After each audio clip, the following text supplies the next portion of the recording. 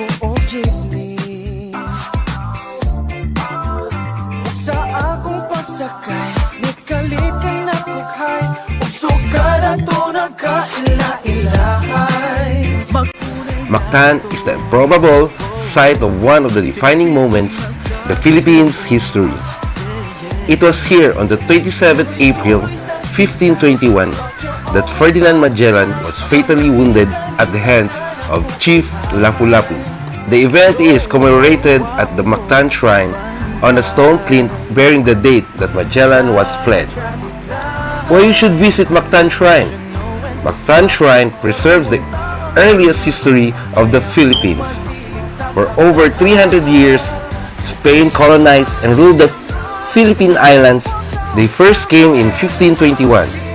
So, it isn't a surprise to see Hispanic traces in the country.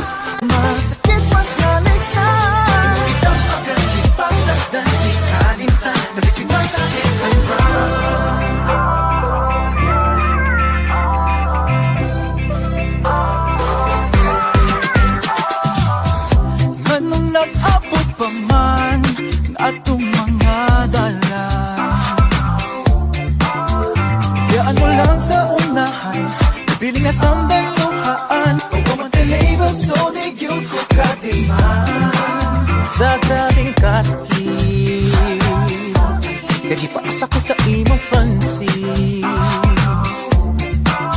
May pag-igot na lang ko ni Katuyot, magkadagdo din sa gubot, kirindukan dili unta mag-uot. The LAPU LAPU Shrine is a 20-meter or 65.5 feet high bronze statue of Lapu Lapu, the Filipino warrior king who commanded the native forces that fought the invading Spanish forces in the Battle of Mactan in 1521 and killed their leader, the navigator, Ferdinand Magellan. The Lapu Lapu statue is said to be the exact spot where the battle was fought and where Magellan was killed. The statue shows Lapu Lapu holding a sword in one hand and a shield on the other.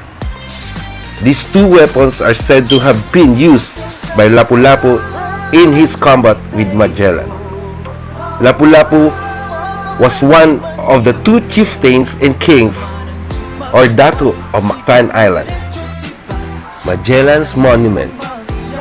Also inside the Mactan Shrine and just meters away from the Lapu Lapu Shrine is a Magellan Shrine. This monument was raised to Ferdinand Magellan, the Portuguese navigator who commanded the Spanish fleet sent out the Spanish king Charles I. Later, the Holy Roman Emperor Charles V in 1519 to find a western sea route to Asia via the southern tip of South America, and the spices such as nutmeg, cloves, and the Spice Islands, now known as the Moluccas and part of Indonesia, produced. Europe needed those spices to preserve and spice foods in the pre-refrigeration area. This is why the route is often called Spice Route.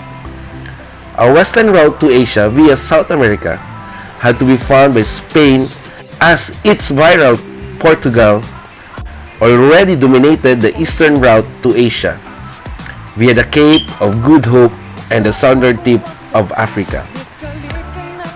The Magellan Monument was built in 1866 by the Spanish colonial rulers of the Philippines. On one side, Magellan's name is written in the original Portuguese language. On the second side is the dedication to Spanish glory. On the third side is the name of the Spanish governor of the Philippines on the time, Don Miguel Cruz. And on the fourth side, it's the name of the Spanish monarch of the time, Queen Isabel II.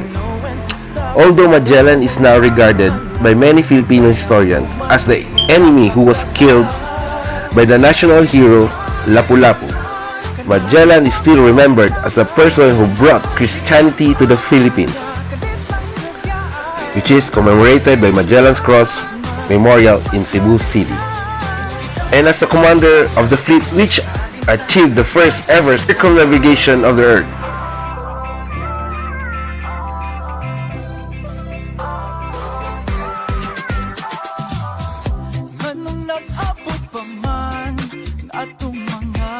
The Battle of Mactan is reenacted most years on the beach of the Magellan Bay.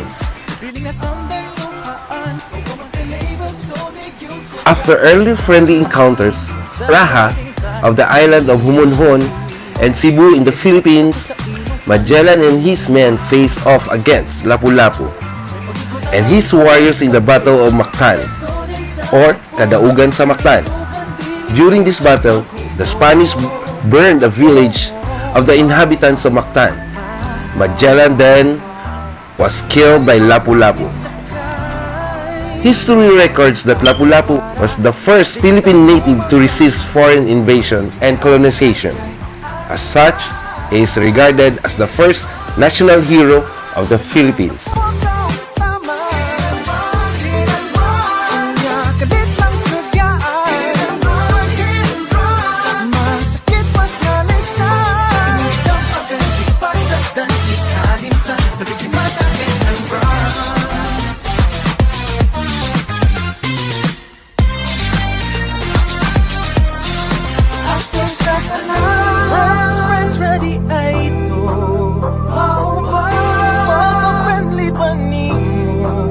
May pamanang maghuwat, bigyan mo diretso siba. Ikaw na hinuon, mamiyak lang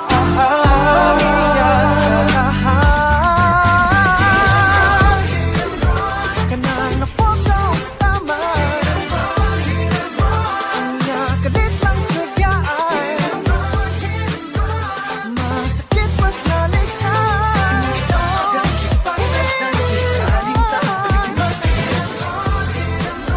Kanang napogaw, tama. Kanya kalit lang kagyaan, masakit mas naliksan.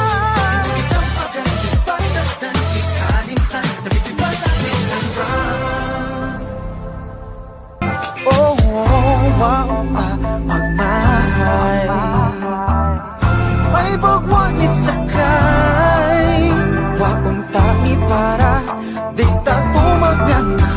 Work kita di ay kay ating ka. Kanang napogaw, tama. Kanya kalit lang kagyaan, masakit mas naliksan.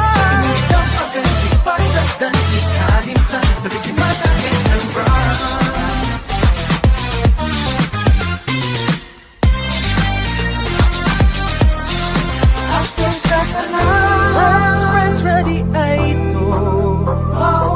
Pagka-friendly pa nimo, may pamanang maghuwat, bigyan mo diretso siba. Ikaw na hinuon,